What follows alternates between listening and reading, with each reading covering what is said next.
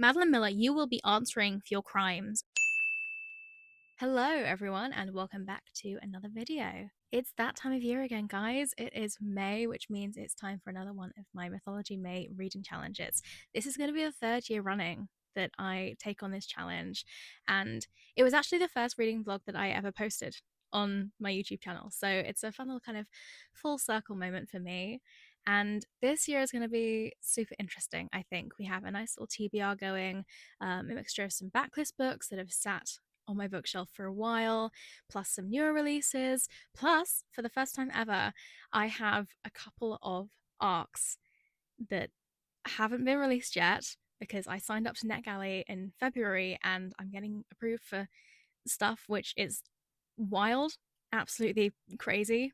And some of the things I'm getting approved for are like super anticipated releases for me. So it's very exciting, and I will be reading a couple of them this month because they are, of course, mythology or ancient history related. If this is your first time watching one of my videos, then hello, welcome. My name is Liv. I have a master's degree in classics, specializing in contemporary receptions of classical culture and mythology, which is basically a very fancy way of me saying I read a lot of Greek mythology retellings, and it's one of my favorite subgenres of book. So that is what we're going to be doing this month. We're going to be reading some retellings of Greek mythology, plus a few other mythologies from around the world. I'm trying to kind of broaden my range a little bit more and read a bit more diversely. So that is a challenge that is kind of ongoing and something I'm going to be trying to do a bit more of this month as well. So I'm just going to get started. I have already started my very first arc for this month's reading challenge. It's a book called Vesuvius, which I believe is like a young adult queer historical fantasy set in ancient Pompeii, which I'm not very far in. I'm only literally like a couple of chapters in at the moment, but I'm enjoying it so far. I really like the premise and the setup, so I'm very excited to keep going with that one. And then also in terms of physical books, I'm going to make a start on this one. This is Herc by Phoenicia Rogerson, and this is a retelling of the life of Hercules through the eyes of the people who know him, love him, hate him, etc. I'm pretty excited for this one. I have heard good things about it. I really like a kind of character study of a character who, complex, morally grey, as Hercules very much is in Greek mythology. He's very flawed. He does some pretty terrible things, but he's also presented from time to time as a hero. So, I'm excited to see the direction that the author takes with his character in this book. But also, I've chosen this one to start off with because it has something to do with another one of the arcs that I'm going to read this month. I have an arc of Phoenicia Rogerson's next book, upcoming book, called Aphrodite. So I want to read her first book before I jump over to that one, just to, give me a little flavor of her writing style and just kind of know what to expect when it comes to reading that arc. So I think that's everything in terms of introductions.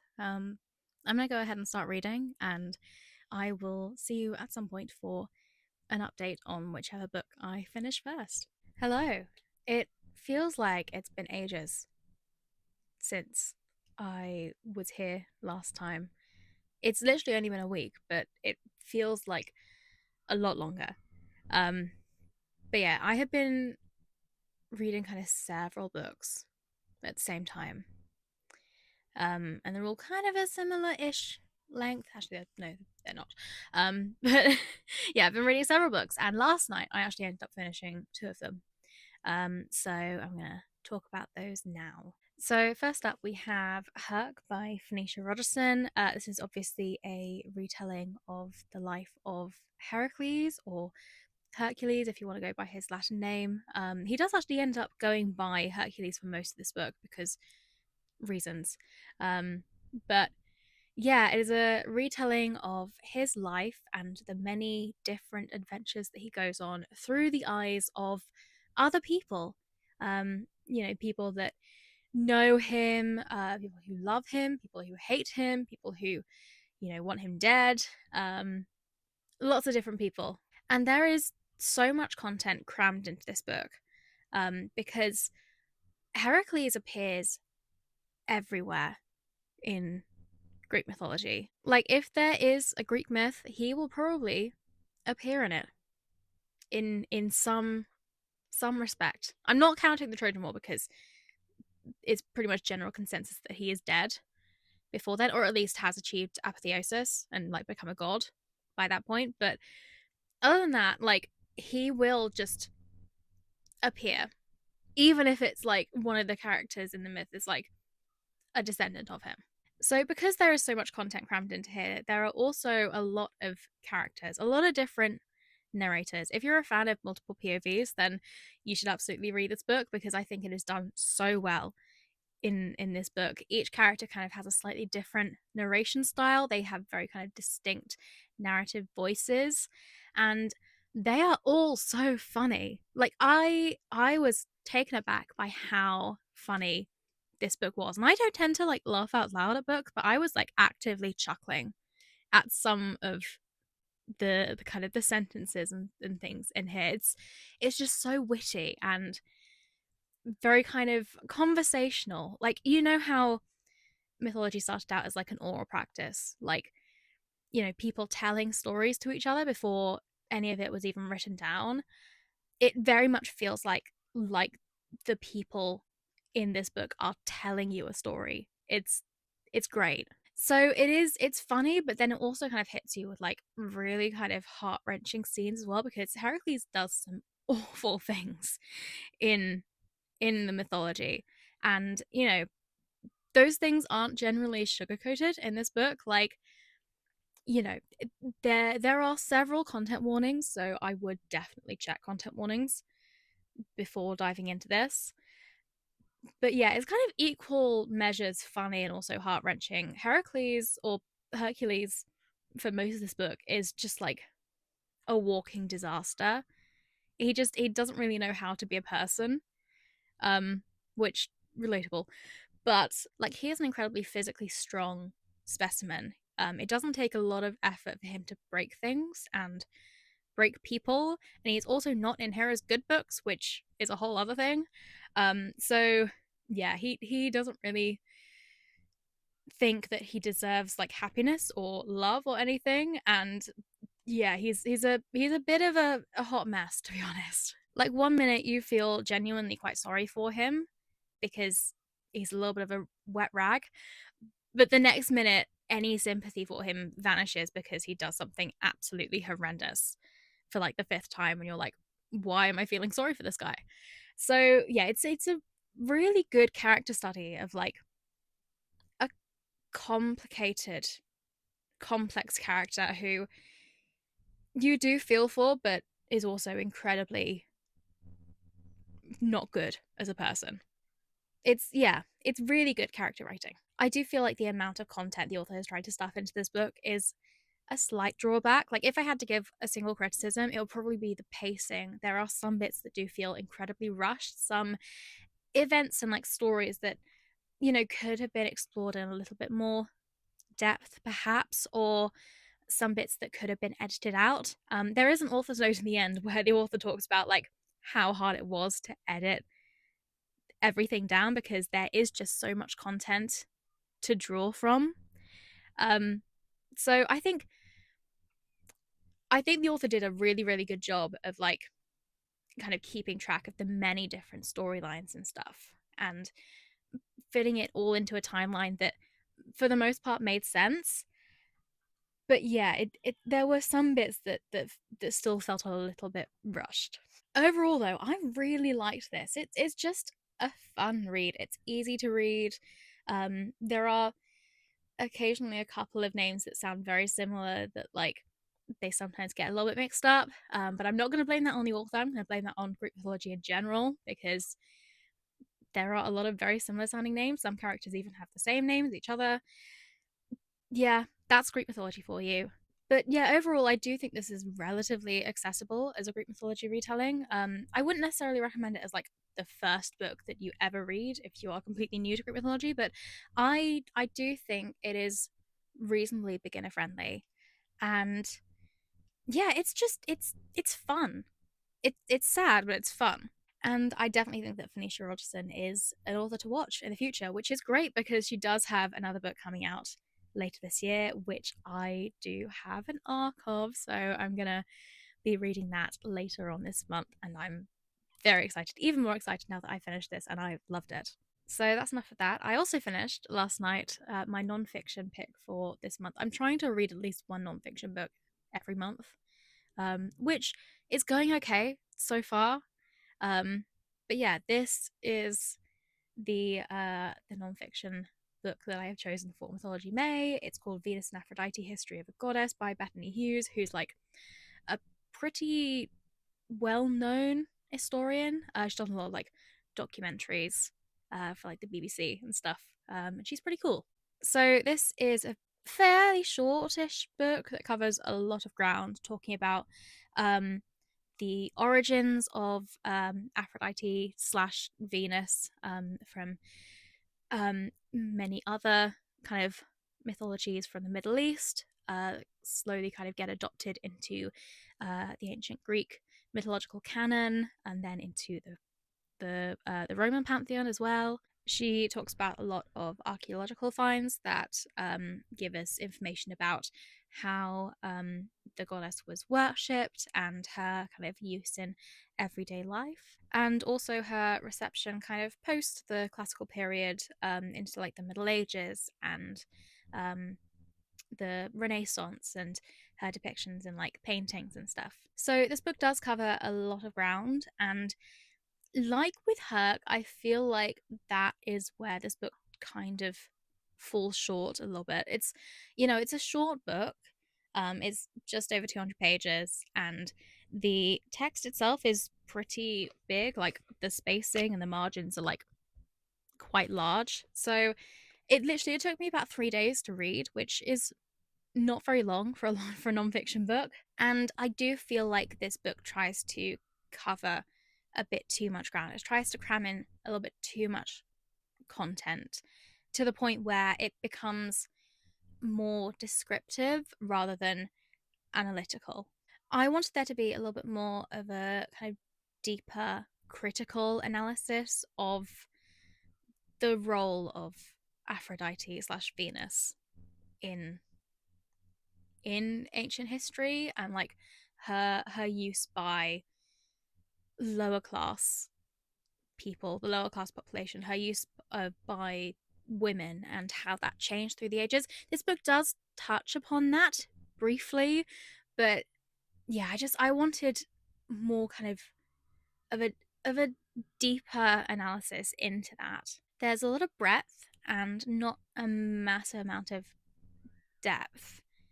And yeah, I don't know. I kind of finished the book thinking that I hadn't really learnt an awful lot, or I was just kind of being told stuff that I already knew, which I mean, I do have a master's degree in classics, so there probably is like a lot more that I know than like the average person does. And I do think that this book is very accessible and it's pretty beginner friendly. It's a good jumping off point, but yeah, for me, it was a little bit too beginner friendly. I personally like my nonfiction books to have a little bit more grit, a little bit more criticism. And there wasn't enough of that in this book for me personally. So yeah, this is Venus and Aphrodite: History of a Goddess. I think it's a decent jumping off point if you are new to ancient history. But maybe give it a miss if you, like me, have 2 degrees in classics already. So yeah, that is it for this update. I'm currently about 80% of the way through Vesuvius, so I would not be surprised if I finished that book today and had another update for you later on. It's like I'm really enjoying it so far. It's getting to like the good kind of actiony scenes and stuff. Like the pace is really picking up, and yeah, I'm having a good time with it, definitely. So yeah, I'm gonna keep reading, and I will probably see you very soon. Hey, so I actually started making this update. I started filming it. I got about 15 minutes in. I was almost at the end of it. And then I realized that my mic had died, and it literally died like 2 minutes in. So this is me starting over, and yeah, like it's fine. I have a spare mic while my dead mic is on charge. Hopefully, this one won't give out on me. You won't give out on me, will you? Please stay with me. So yeah, I'm gonna try and remember whatever I was yapping about. Who knows? Anyway, it has been a few hours and I finished another book. It's weird how like I went a whole week without finishing a book, and now in the space of like 2 days, I finished three. That's what happens when you start three books at once. I guess you finish them around the same time. But yeah, so I ended up finishing Vesuvius by Caspian. This is a young adult queer romance, historical romance, with a little bit of fantasy mixed in. It is a dual perspective narrative following our two main characters. We have Felix, who is an orphan and a thief, and he is new in Pompeii. Did I mention that this was set in Pompeii, in ancient Pompeii, in the days before the eruption of Vesuvius? Yeah. So it's set in Pompeii, and Felix is new there. He travels around um ancient Italy stealing stuff. That's what he does. So he's in Pompeii, literally plans to stay there for like 2 days while he steals this very kind of special ancient artifact um that's like super precious to the city. But he literally doesn't care about how ancient or like special it is. He literally just wants to sell it for money. And then we have Lauren, who is a temple attendant at the Temple of Isis, and he is a bit of a black sheep, bit of an outsider. He's lived in Pompeii for a few years, but he's not actually from there.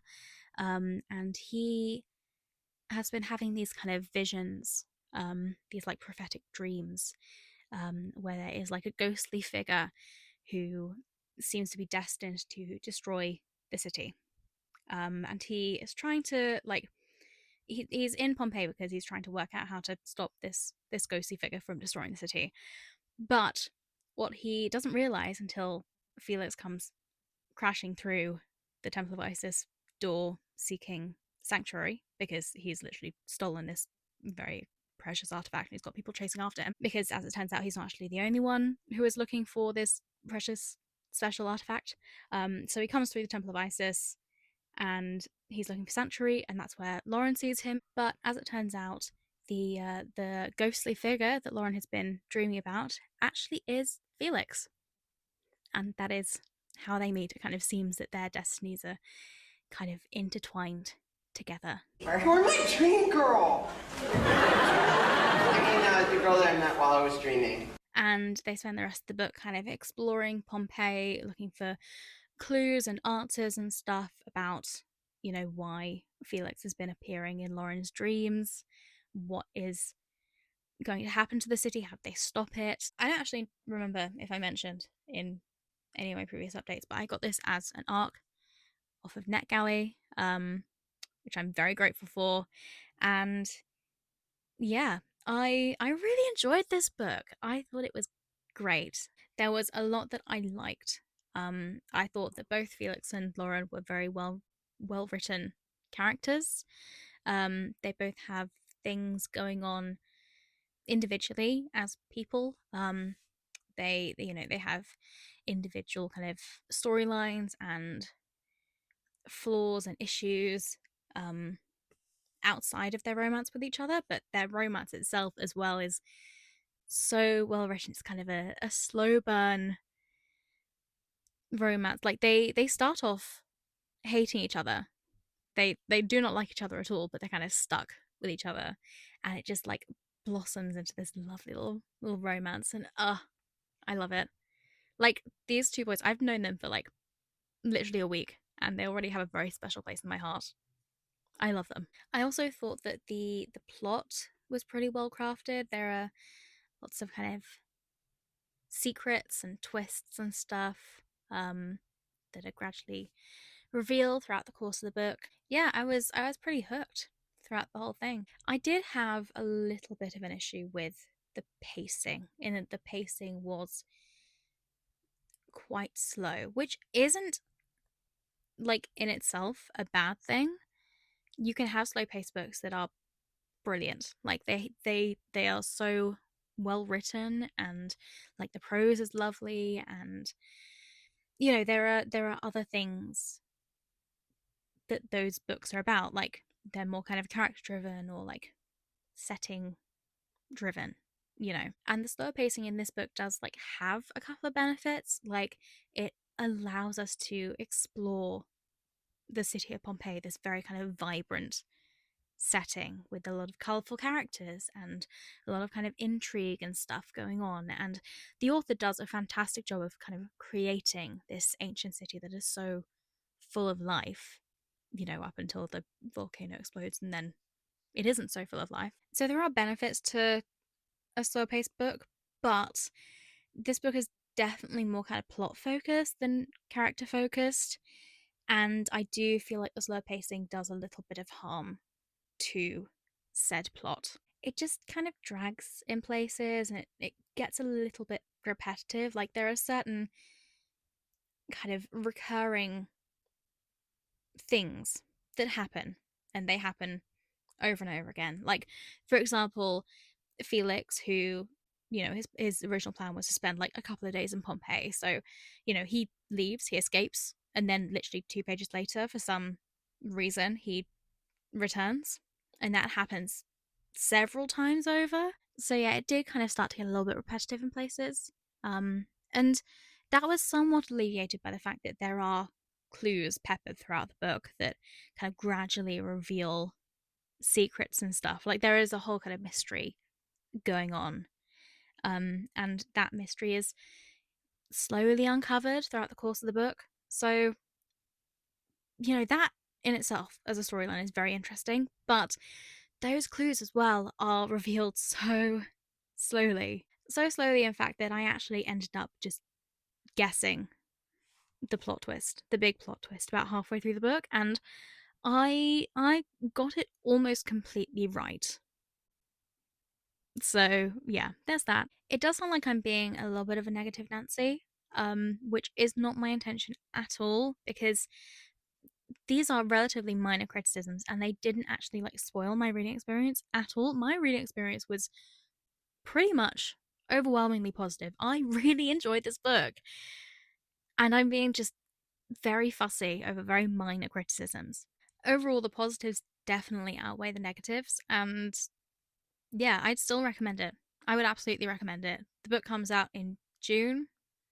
Can't remember the exact date. I think it's early June, so it will probably already be out by the time I've like edited and uploaded this video. So like go read it. And also the way that the book ends, I feel like there is room for a sequel, or even like a whole series maybe, which is very exciting because I do love the world that the author has created, and I love Felix and Lauren as well. I'd like love to read more of their story. So yeah, that is Vesuvius by Caspian. Very good. So that is book 3 of this month all done. I'm gonna jump right into the next book, which is The Women of Troy by Pat Barker, which I have been kind of on the fence about for a while. I wasn't even sure if I was gonna like get this book, like buy it. I ended up buying it secondhand for like £3, but yeah, I have been very much like in two minds about reading this, because 2 years ago, for my very first Mythology May challenge, I read The Silence of the Girls by the same author, and I did not like it. I didn't vibe with it at all. It didn't meet my expectations. I didn't really get what I wanted out of it. So Yeah, I have been a little bit uncertain about reading any more of Pat Barker's myth retellings, but I have heard that this one is an improvement. I don't remember where I heard this from. I feel like it might have been a TikTok comment, possibly. Do I trust said TikTok comment? Probably not, but I'm gonna give her another chance. I'm giving Pat Barker another shot. And if I don't like this one either, then it's my own fault, I guess. I'm gonna start reading. Wish me luck. Hello, it's been a couple of days and I have managed to finish two more books, which is wild considering we got off to a pretty slow start earlier this month. And now I am over halfway through my TBR, and we're not even halfway through the month yet. So, yeah, it's going well. So, last night I finished The Women of Troy by Pat Barker. This is the sequel to The Silence of the Girls, and I would say it is an improvement on the first one, at least to me. I've read some other reviews that disagree with me very much, but for me, it does improve on The Silence of the Girls.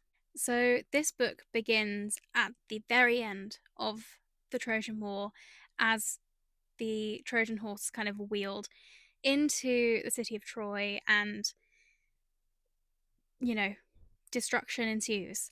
And then it kind of goes through the weeks between the fall of Troy and the surviving Greek soldiers and their Trojan captives being able to return home. It's told for the most part from the point of view of Briseis, who is a captured Trojan slave girl who's been living in the Greek camp for a few years now.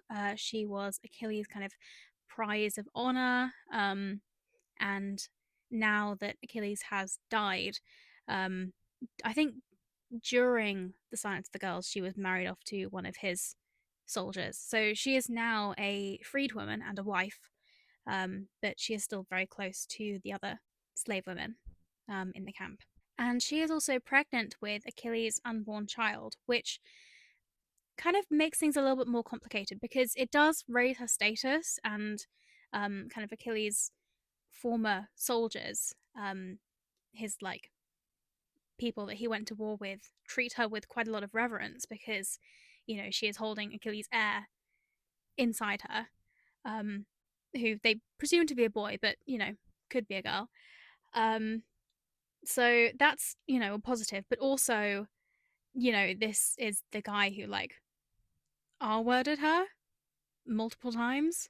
Like, she didn't willingly go to bed with him. Like, she was a slave at the time. She had no choice. So she doesn't know how to feel about this child growing inside her. And also, it raises a little bit of tension with the new kid on the block, this guy called Pyrrhus, who turns up towards the very end of the war and kind of takes all the glory for himself because he is Achilles' 16-year-old son, um, who Achilles kind of fathered before going to war, but Pyrrhus never really knew Achilles. So, yeah, he's just kind of turned up and had a lot of like pressure tossed onto him because, he's Achilles' son. He's got to be great. And he's pretty much inherited all of Achilles' belongings, like his hut, his men, his slave women.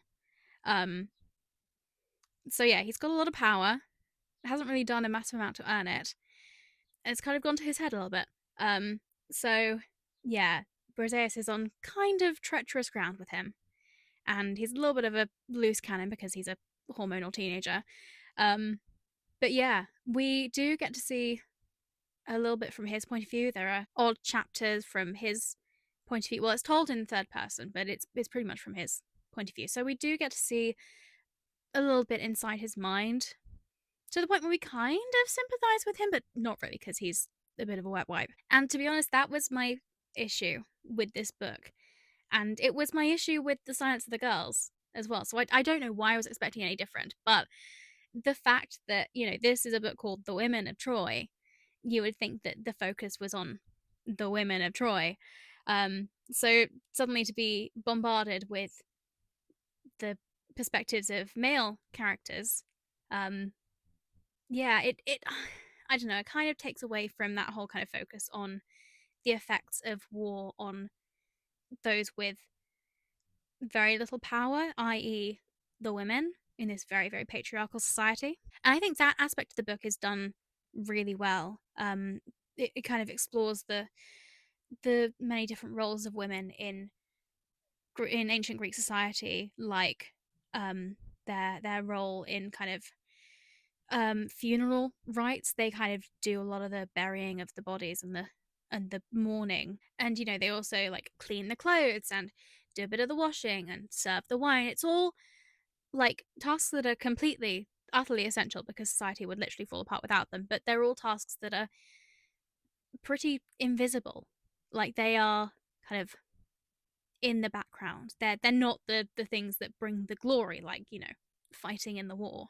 And there's a lot of exploration of that in this book, and I thought that was amazing. And I kind of wanted more of that rather than chapters from Pyrrhus's perspective, because yeah, I don't really care about him. I feel like it was a little bit unnecessary. Like Briseis is so good at observing other people and like determining their characters just from watching them.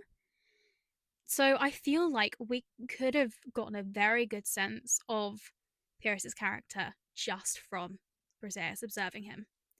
And we didn't really need chapters from his perspective just to like tell us what a wet wipe he is, you know? I had this exact same problem with the chapters from Achilles' point of view in Silence of the Girls. So yeah, I don't know what I was expecting. I don't know.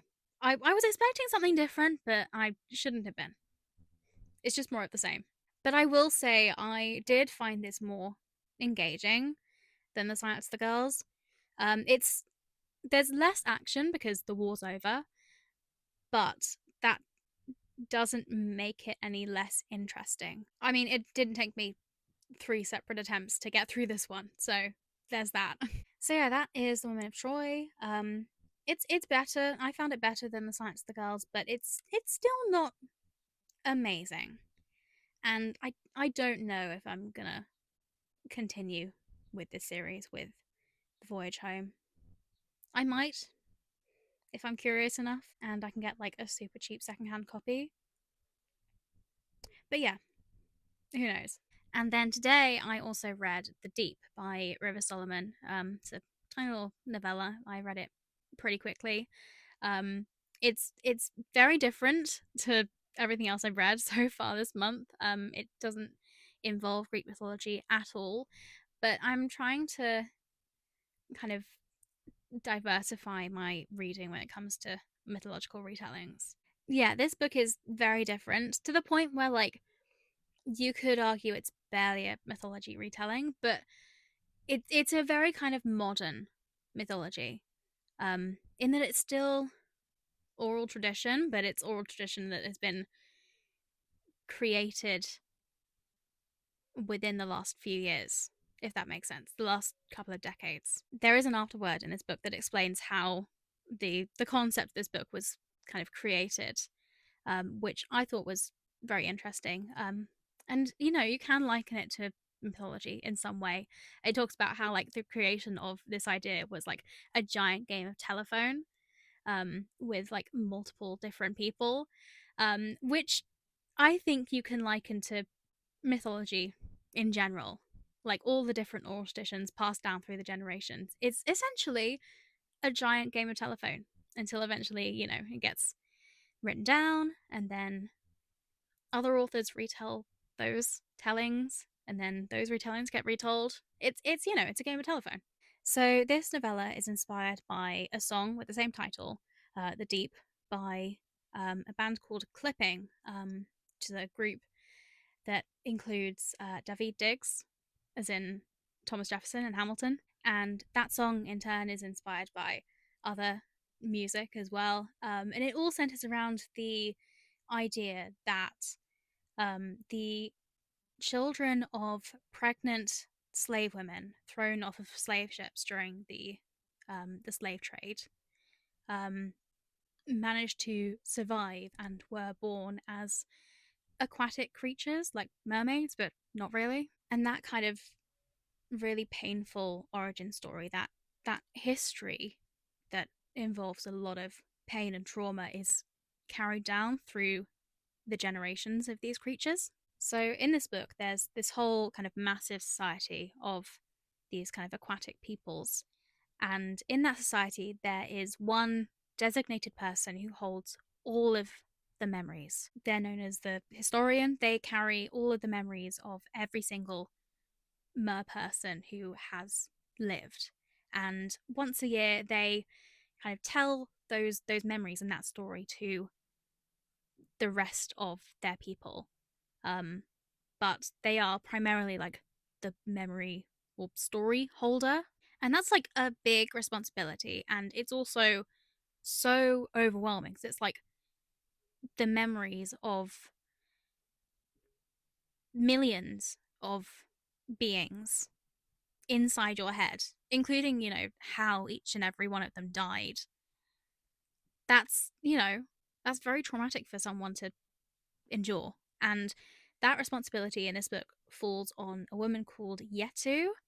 And she is like so overwhelmed by that responsibility. She's like suffering because of it, that she considers abandoning that responsibility altogether and leaving her people to essentially fend for themselves with the weight of those memories. This is a tiny book, genuinely. I read it in less than 12 hours, and I was sleeping for about 6 of those 12 hours. So I read it very, very quickly.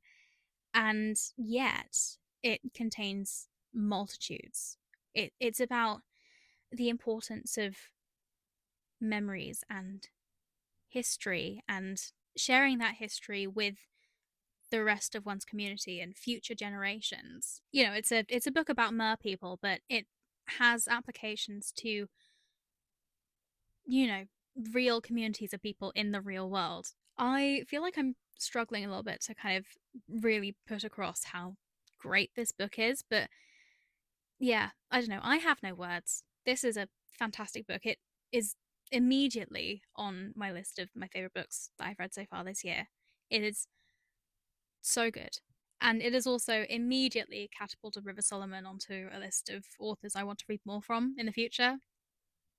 It's so great. Definitely my favorite thing I've read so far this month. And it's not even Greek mythology. So like that's how good it is. It is pretty heavy, as you can probably tell from my description of it. So I would definitely check content warnings before reading it. But if you have done that and you seem okay with it, then definitely check it out. Next, I'm gonna make a start on the other non-classical mythology book that I have on my TBR, and that is Binu and the Great Wall of China by Su Tong. This is a retelling of Chinese legend, and I don't really know a massive amount about like Chinese history other than what I've gathered from like the Poppy War and She Who Became the Sun, which probably isn't much, or at least not much that's like accurate. So this is going to be interesting. I'm looking forward to reading this, and I'm also going to make a start on the other arc that I have for this month, which is Aphrodite by Phoenicia Rogerson, which I am so excited for. Even more excited now that I have read something by Phoenicia Rogerson, and I know for a fact that I really like her style of writing. So yeah, that is also very exciting. And yeah, I'm gonna crack on, and I will see you when I see you. Another day, another book finished. This morning I finished Binu and the Great Wall of China by Su Tong. This is a book that is part of the Canongate Myths collection, which is a series of myth retellings from all around the world. And a couple of years ago I made it kind of a mission to read all of them. I've amassed a collection of most of them. I think there are like 2 that I don't own. One of them hasn't been published in English, and I don't think ever will, which is sad. And the other one is like rare and expensive, and I just don't have that money. But like I own most of them, and I think by now I have read most of them. There are still a few that I'm kind of getting to, but The thing is, I think I peaked too early. I chose the best ones as the ones to read first. I think the first couple I read were The Penelopead by Margaret Atwood, which is fantastic, and Girl Meets Boy by Ali Smith, which remains to be my favourite Ali Smith book ever. And then the rest of them have kind of failed to kind of hit that standard that's been set. They've all been kind of mid. But I enjoyed this one. I definitely wouldn't say it's my favourite, but it was pretty good. I had a good time. So this book narrates a story from Chinese legend. It's technically a retelling, but it's more of just a telling because it stays pretty faithful, as far as I'm aware, to the original legend. So this book is about a woman called Binu who hails from a small village in China where it is forbidden to cry. Crying has been outlawed for reasons. But Binu has never really learnt to control her emotions, control her crying. So as a result, she is quite a bit of an outsider. She's been ostracized and she's treated quite badly by the other villagers. And one morning she wakes up to realize that her husband, as well as all of the other men from her village, they have all been forcibly taken by soldiers in order to go and work on the Great Wall of China, which is currently being built. So she decides to travel across the country, go on this kind of epic journey to bring her husband some winter clothes so that he can survive the winter. So this book chronicles her journey across the country, going to various different places, meeting lots of colourful characters, most of whom are terrible and abuse her a lot. She suffers a huge amount in this book. But yeah, I thought it was really interesting. I don't know a lot about Chinese legend, so this was kind of a good introduction to it, I think. It was pretty accessible. It was engaging for the most part. I did find the same kind of issue with this book as I find in most other retellings of myth and legend that stay pretty faithful to the original source material, and that is I do find that the female characters are pretty passive, which is generally just a thing that happens in traditional myth and legend because, you know, the patriarchy.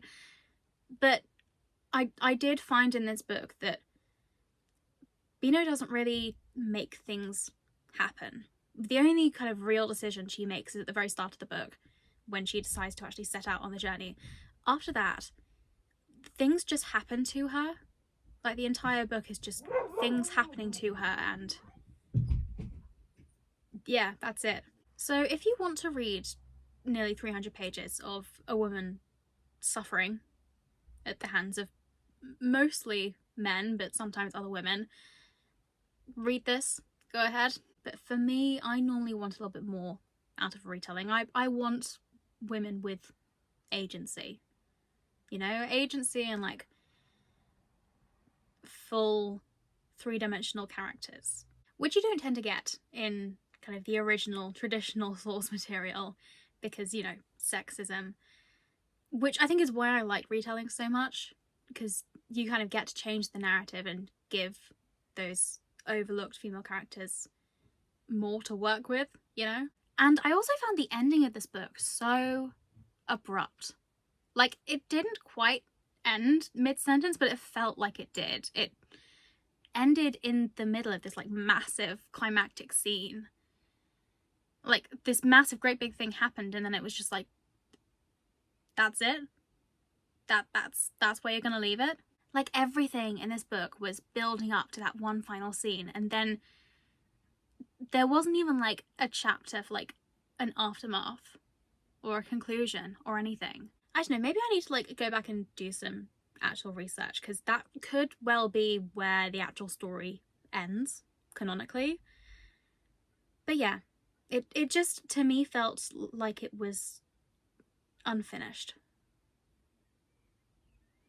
But yeah, I still found it entertaining. I did like the depiction of the effects of like war and stuff on the entire population of China, and you know how so much effort is being put into building the Great Wall that other things in the country suffer.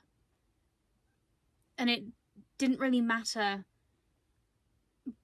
what class you were in, like the rich people, the wealthy people were still affected. Not quite as much as the poor people who were like in abject poverty and, you know, sometimes resorted to like rioting in order to have the means to survive. But like, it was interesting kind of reading about sometimes the very desperate measures that people took in order to like have some semblance of normalcy. So that aspect of the book was interesting. Yeah, I don't think I have anything else to say. That was Binu and the Great Wall of China by Su Tong. We are going to be heading back to Greek mythology now. I'm still working through Aphrodite by Phoenicia Rogerson. I've literally only just started. I'm a couple of chapters in. So no real thoughts yet. But yeah, it's looking promising. And then in terms of physical books, I'm going to make a start on this one. This is The Giant Dark by Sarvat Hassoun. This is a retelling of the myth of Orpheus and Eurydice, which is one of my favourites. So I'm going to make a start on this, and I will see you at some point for an update. Today I finished reading The Giant Dark by Sarvat Hassoun. This is a contemporary literary fiction novel that is loosely inspired by the myth of Orpheus and Eurydice. It's not a direct retelling, but there are some similarities to the myth and some references to Greek myth in general in this book. The book itself is about a rock star called Aida, who has this massive cult following of very, very dedicated fans. And she's pretty popular. She's kind of an up and coming star until her life is kind of turned upside down when she comes face to face with an ex boyfriend of hers from about a decade ago. And yeah, things kind of progress from there. And I have very mixed feelings about this book because I started it and up until like the halfway mark, I was so impressed. I was genuinely thinking that this might be a 5-star read. And I don't give out 5 stars lightly. I've only had 2 5-star ratings so far this year out of about 50 books. But I was genuinely thinking this might be one that I'd have to add to the list.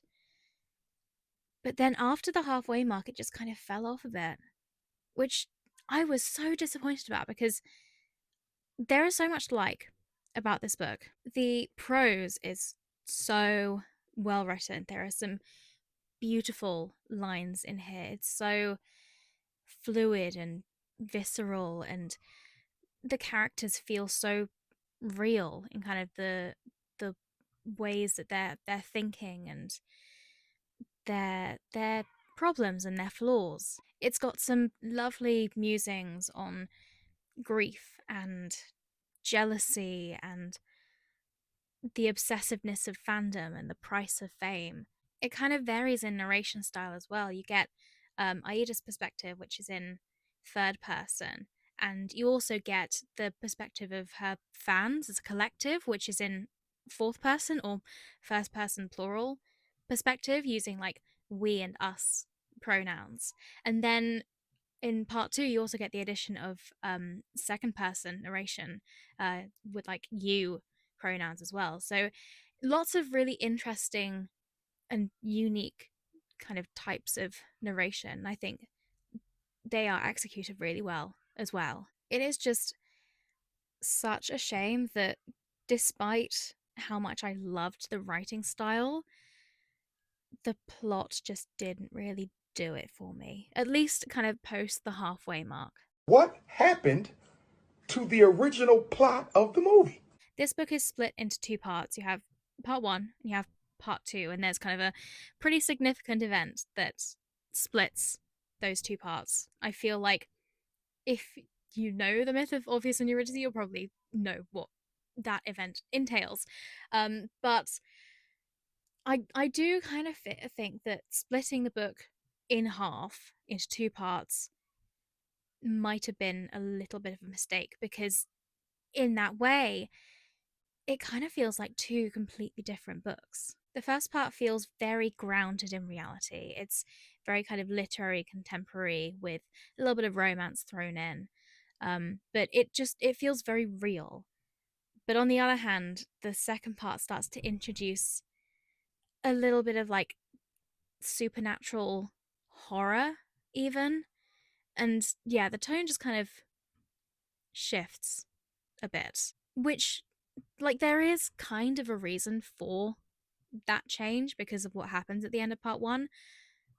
But at the same time, it feels like such a departure from the beginning of the book, from part one, which I was already really, really enjoying. And in the end, it just felt like there were way too many unanswered questions and loose ends that still needed to be tied up. I almost feel like the book shouldn't have been split into two parts. It should have been split into three. It should have been like a three-act story. Because in theory, like, I should have loved it because I really, really liked the writing style. I loved the way the book was written, but in terms of plot, I just was left feeling really unsatisfied. I did enjoy the writing style. I loved the way the book was written. It is just such a shame that the plot didn't really do it for me. I think had the book gone under a little bit of kind of restructuring, maybe splitting it into three parts, maybe adding a little bit onto the end just to tie up some of those loose ends, it would have been an absolute banger. But yeah, I can't help but feel a little bit disappointed because this book was well on its way to being a 5-star read, and it fell off. So that is The Giant Dark. Um Yeah, I do still think it's worth reading, especially if you're a fan of literary fiction, if you like books with kind of lyrical, flowing prose that's very well crafted. And you're more of kind of a vibes over plot person. Um, you know, I would still recommend this book. But yeah, I don't know. I'm definitely gonna check out some of the other books by this author though, because like I vibed with the writing style. Just not necessarily with the plot, with the story. So we have about a week and a half left of May, and I'm getting pretty close to the end of my TBR pile, which is very exciting. I'm about 40% of the way through Aphrodite by Phoenicia Rogerson. I'm not quite halfway there yet. I am enjoying it so far, but I will say that I don't think it is quite on the same level as Herc. Just so far. Like I it's still pretty early days, like I'm not halfway there yet. There's still, like, time for it to get better. So, keeping an open mind, but so far it is relatively slow. We haven't really gotten into the meat of the plot yet. But no, I'm still enjoying it. It's still a good time. It's still got that very kind of witty, conversational, sarcastic writing style that the author used in Herc, which I really enjoy. So I'm going to carry on with that one and update you when I'm finished with it. And yeah, see what happens after that. Hello, so I have now finished reading Aphrodite by Phoenicia Rogerson. Um, as I said, I got this as an ARC off of NetGalley, which I am so immensely grateful for. I started my NetGalley account back in February, so it's not been very long, and I'm already getting like ARCs approved by like authors I admire and like big anticipated releases of the year. It's really exciting. Like I feel like I've made it. I may not be getting paid to do this, but like I'm getting free stuff, and that's kind of the same. Not really, but I'll take it. So Aphrodite is a retelling or reimagining of the life of Aphrodite. She's a Greek goddess, goddess of love and beauty and fertility, and she's a member of the Olympians. She has kind of a unique origin story. I don't think I can actually share any details of said origin story on here because YouTube TOS possibly prohibits it. Um, but if you know, you know. And in this book, she doesn't actually start off as a goddess, as a member of the Olympians. She kind of has to earn her place. She starts off as a complete nobody.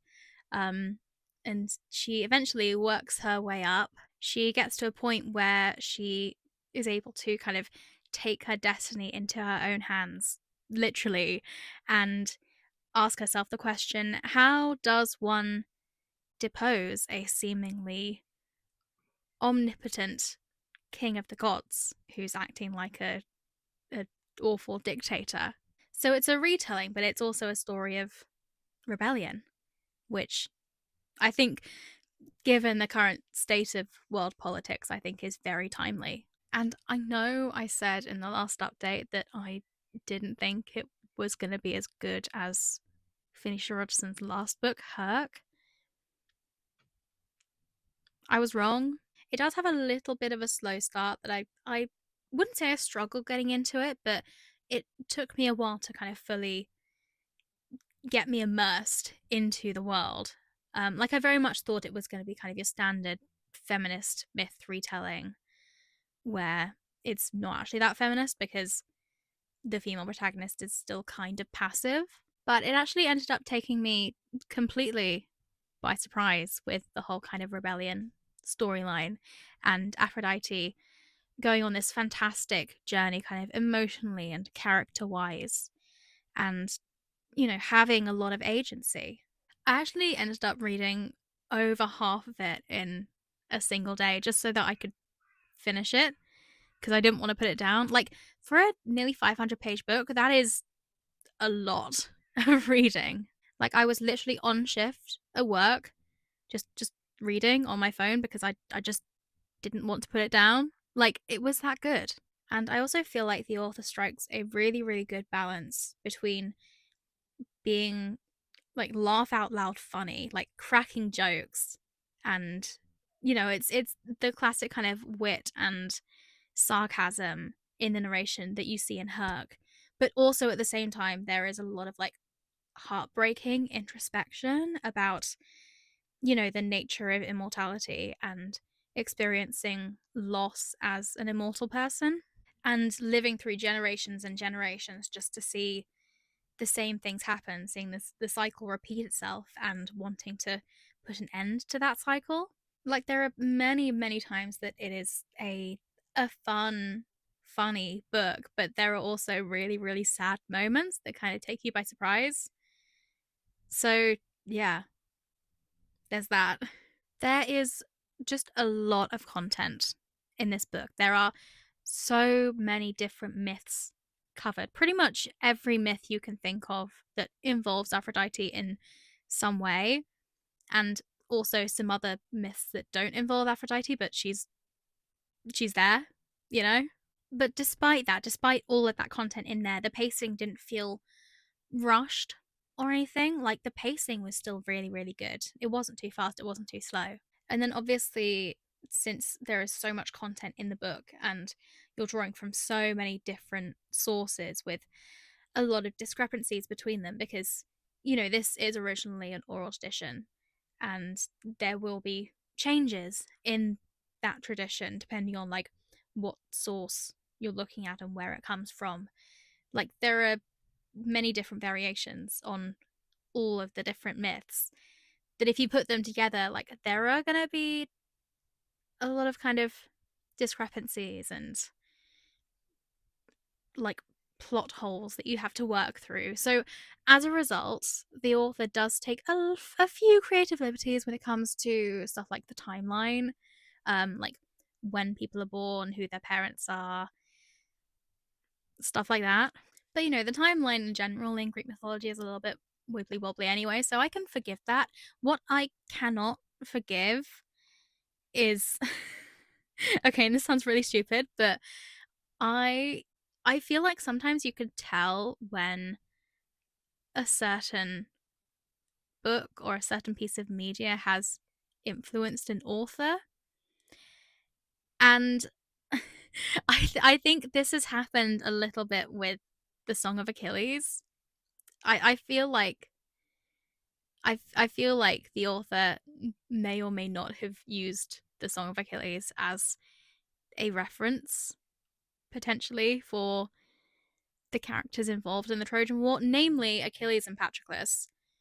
And Madeline Miller, you will be answering for your crimes of character assassination for ooifying both Achilles and Patroclus, especially Patroclus, making him seem like weak and pathetic and he can't fight and anything when, like, canonically, he was older than Achilles, was one of the best fighters, like, amongst Achilles' army. He took down a son of Zeus, like, killed him. Yes, he was wearing Achilles' armor while he was doing that, but, like, he's a good fighter. Put some respect on my boy. And there is one line in this book, one kind of throwaway line that immediately told me that this author had read the Song of Achilles prior to writing this book. And I know I should get over it, but like I can't get over it. Like, I absolutely love the Song of Achilles. It is one of my favorite books. As just a book in general, it is so well written. It's fantastic. As a retelling, it has done so much damage to people's perceptions of certain characters in that story. So much irreversible damage. It makes me angry. So yeah, I've calmed down now. Rant over. But yeah, I do feel like sometimes the characterizations were a little bit off, a little bit against canon. Um, Not only with Achilles and Patroclus, but also with some of the other female gods. Um, I just felt like they were a little bit one dimensional, possibly. The one that springs to mind is Hestia, who is kind of reduced to a little bit of a clingy people pleaser in this book, which I wasn't really a fan of. Like, I don't know. I know the book is about Aphrodite, but if you're going to give her so much character development, you kind of need to flesh out the characters of the other goddesses as well. And not just give them one character trait and leave them at that. But then again, you can also explain that with, like, an unreliable narrator, and that is just how Aphrodite sees them. But also at the same time, like, there are multiple, like, many multiple perspectives in this book. Like, a lot of the goddesses also have chapters from their own perspective.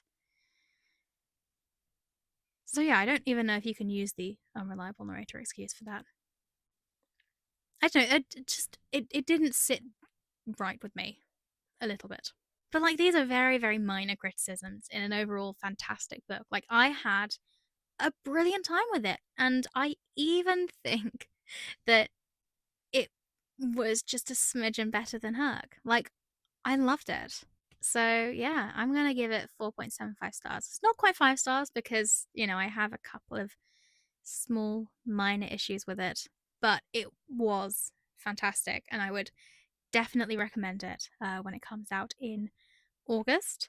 It is relatively accessible. Like, there are little footnotes that are written in the perspective of Aphrodite, which are like characteristically sassy and sarcastic, that kind of explain a few things and like minor references to small characters in Greek mythology.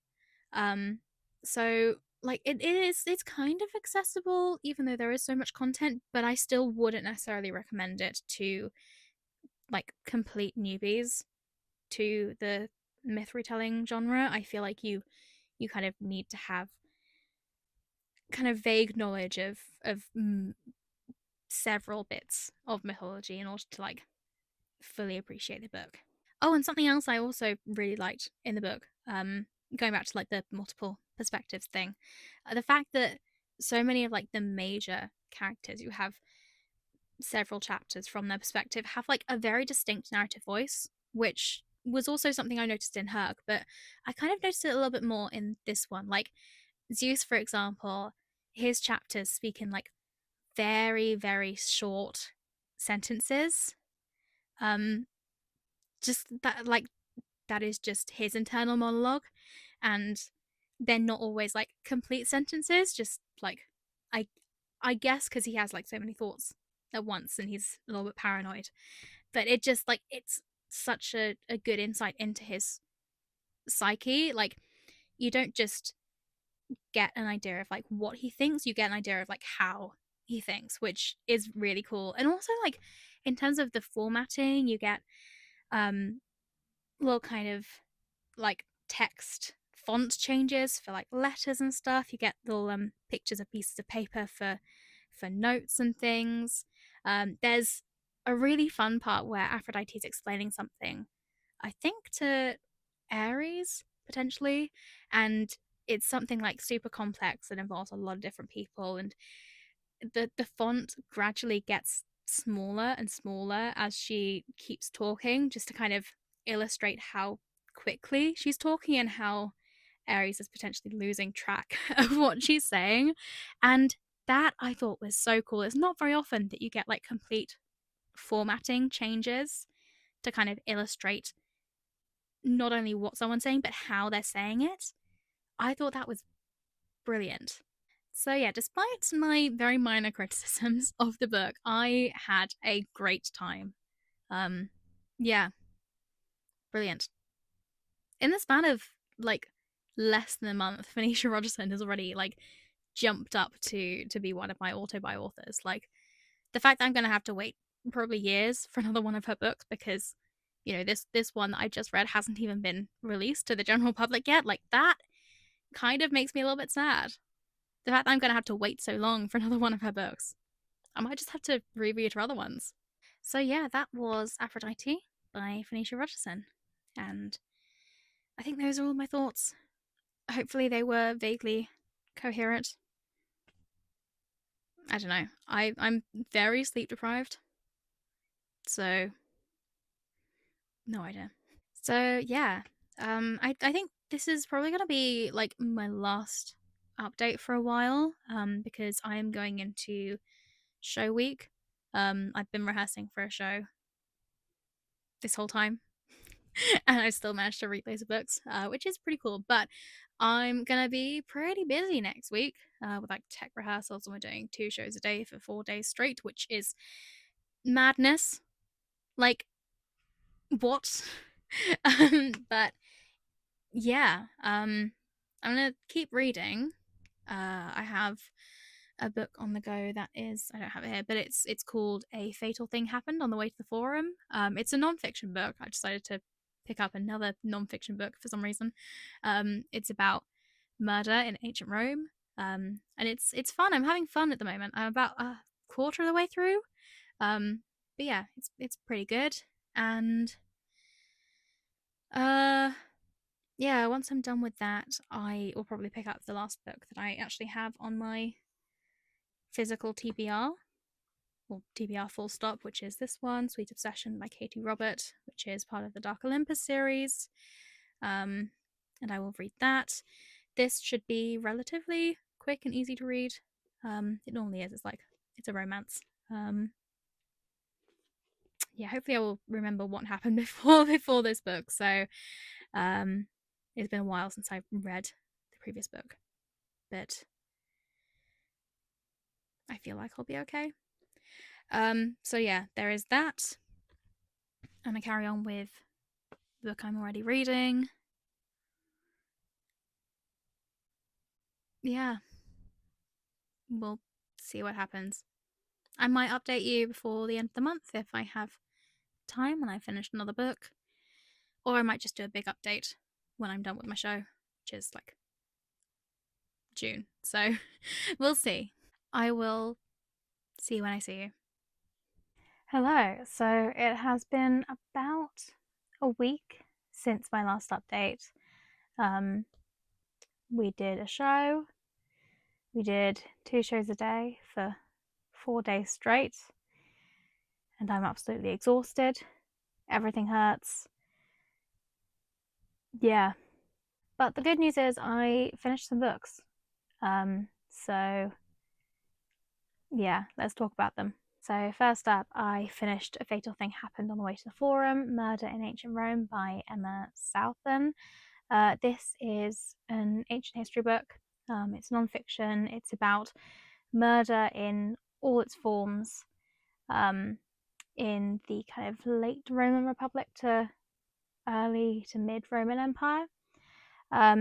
So covering like a not massively long span of time, probably about like at least in detail about 200-ish years, which isn't a very long time if you think about like ancient Rome as a whole, but it does cover it in a lot of depth. There are so many different cases covered, from the assassinations of emperors to senators, like the really important people, to murder within a family, all the way to like the murders of slaves and infames, which are like the lower classes of people, like the lowest of the low. So yeah, the book goes into a lot of depth about how each case was kind of treated legally. It goes into quite a bit of detail into Roman law and the legal system there, and how it's it's pretty corrupt. It's only really kind of created to serve the rich people who created the law in the first place. So it does cover quite a lot of ground in quite a lot of depth, but at the same time, it is really accessible. It gets technical, but not in a way that's like confusing. I would say this is a fairly beginner friendly book if you're looking to kind of read more about ancient Roman society in general. And not only is it accessible, it's also very entertaining. The author has this very kind of sarcastic and witty way of writing that I would kind of liken to Terry Deary of Horrible Histories fame. But I don't think the author would necessarily appreciate the comparison. She does bring up Horrible Histories occasionally in this book, and it's actually low-key pretty inaccurate. So yeah, I don't think she'd thank me for that. But it did make the book very fun to read. And normally when I read nonfiction, I tend to find my eyes glazing over from time to time and just kind of not taking anything in. But I didn't find that with this one. I think it was so entertaining that I was kind of engaged throughout, which doesn't happen very often when I read nonfiction. So that was definitely a plus. So yeah, it's entertaining and it's accessible, but it is also very, very scholarly. Not only does it go into a lot of depth, but it also scrutinizes a lot of different sources and looks at them with a critical eye, and points out all of the potential flaws and biases in them, such as the fact that most of the written sources from that time were written by the rich and the powerful, by the upper classes who, wanted to potentially defend their friends, or, had their own motivations of denouncing people they didn't agree with. So that was really interesting. And also something else that I really appreciated in this book is that, this is technically a true crime book. It's a book about crimes that, yes, took place a long time ago, but they still happened. And something I do find with true crime documentaries, and the reason I tend to avoid books about, crimes that happened, is that they tend to be sensationalized, and it doesn't often take into account the fact that, these are real people who lived and then died, usually gruesomely. But in this book, the author does remind us that, despite the fact that these people died centuries, even millennia ago, they were still real people.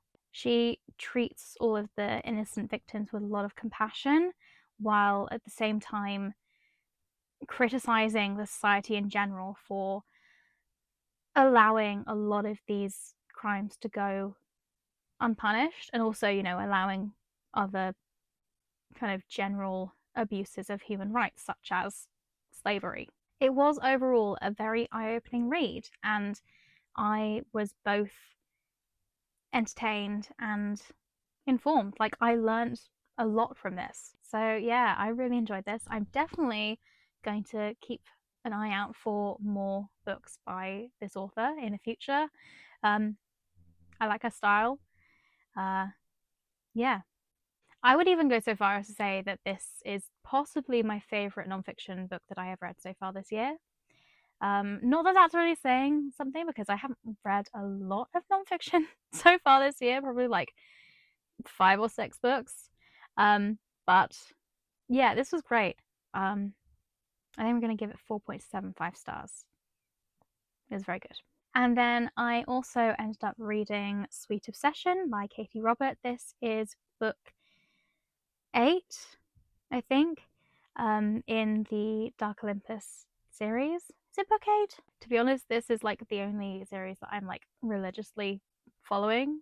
I tend to read just standalones, and I can stretch to a trilogy, but this is very much my guilty pleasure series, and I'm not used to keeping track of how many books have come out so far. So I think it's 8. So yes, this is a book in the Dark Olympus series, which is a series of dystopian dark romances that are inspired by Greek mythology. They kind of started out as Greek myth retellings. Like, the first book was very much a retelling of the myth of Hades and Persephone, and the second book was pretty much a retelling of the myth of Psyche and Eros.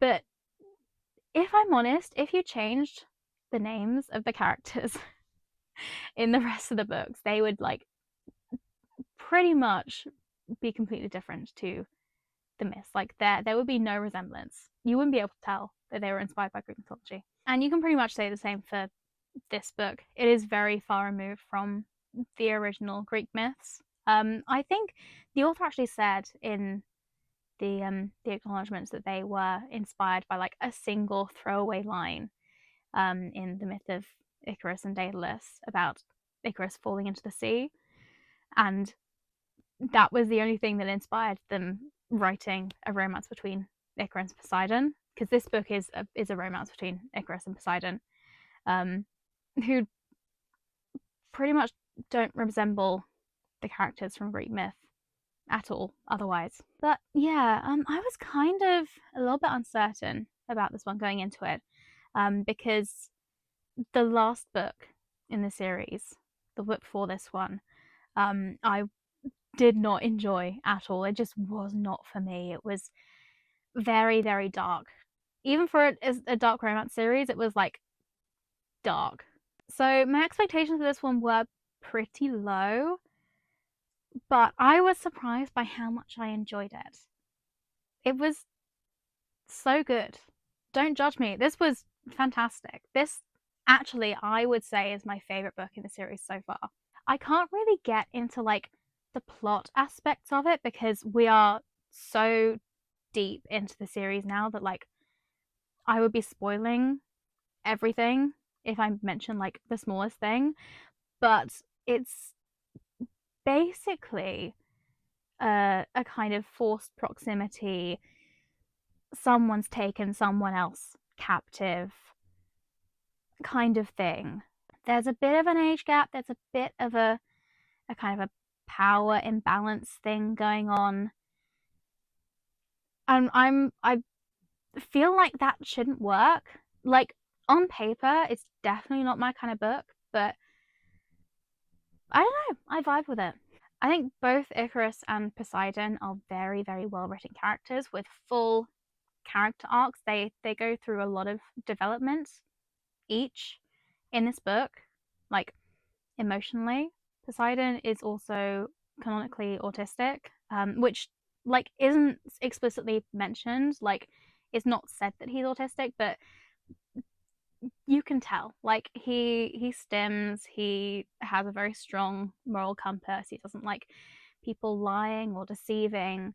Um, he gets overstimulated. It's, you know, you can definitely tell, which I thought was great. I thought he was a very, very well written character and a well written piece of neurodivergent rep. And it's not really like anything I've read before. Maybe I'm just reading the wrong kind of books, but I've never read a romance book where particularly the male character is autistic. And yeah, I thought that was a very nice piece of representation in there. I've always kind of admired Katie Robert for including such a diverse range of characters in their books, and that diversity just seems to keep expanding with each book, which is really nice. It's a kind of effortless diversity. Like, this, it's a dystopian world. It's a made up city. So yeah, I guess you don't really need to include the restrictions and the bigotry that appear in the real world. I don't know, it's nice. So yeah, both Icarus and Poseidon are very well written characters, but they also have really good chemistry with each other. I liked their kind of romance developing. I even quite enjoyed the spicy scenes, which again I didn't think I would, because I don't tend to read spice. I'm not a big spice person. You could even say that my spice tolerance is incredibly low. And this book is pretty spicy. There aren't loads of spicy scenes, but the ones that are in here are like full on. Like, there's BDSM, there's kinky stuff, there's a lot going on. But I didn't not vibe with it. I thought it was well written. There was a lot of discussion of like consent and stuff, which I always really appreciate in any kind of book that includes any kind of spicy scene. So yeah, and in terms of like other stuff as well, like there is an overarching plot to this series, that doesn't just include the romance and the sex and stuff, and that plot really does kind of happen in this book. There is a real progression. You get kind of a glimpse, a first glimpse at the villain of the series, who is pretty sinister, pretty formidable.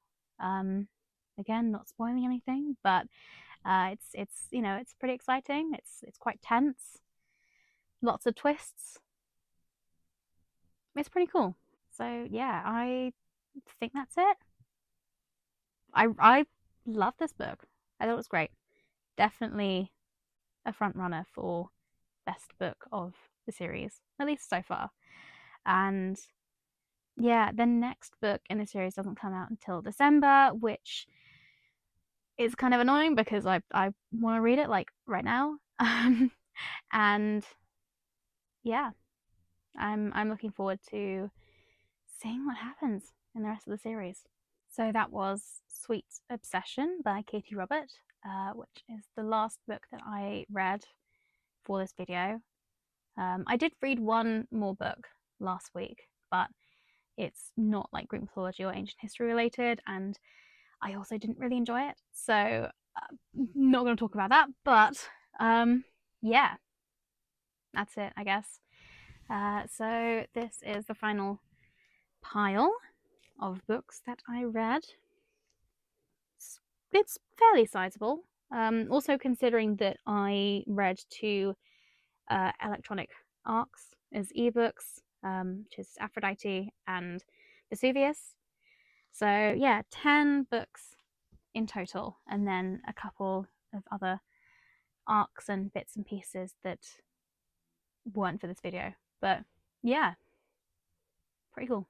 There were a couple of flops in the pile, a couple of disappointments, but mostly I had a pretty good time.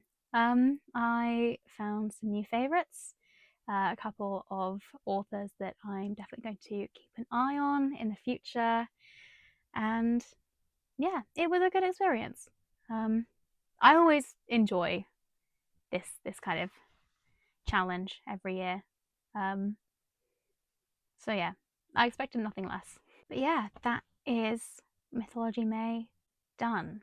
And now I can move straight onto Pride Month, which will be a video that will come at some point.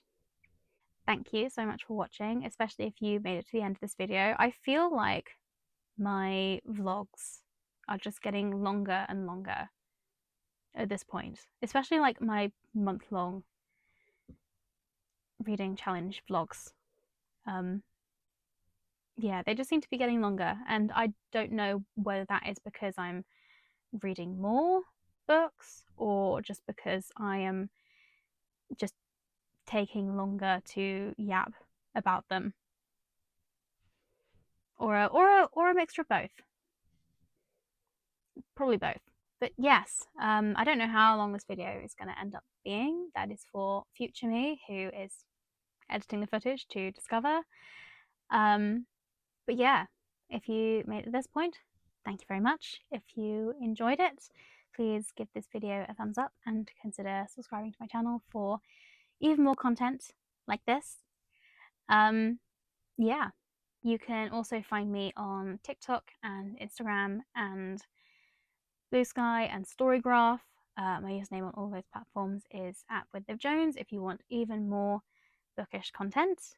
And yeah, I've got a couple more exciting videos planned for the near future, namely my Pride Month reading vlog, which again will be the third time I film it, same as this one, and is another one that I always enjoy every year. So excited to get started on that one. Yeah, and that will happen soon. If you couldn't already tell, I'm still pretty sleep deprived from last week, so I am gonna have a nap. Thank you so much again for watching, and I will see you in the next video. Bye.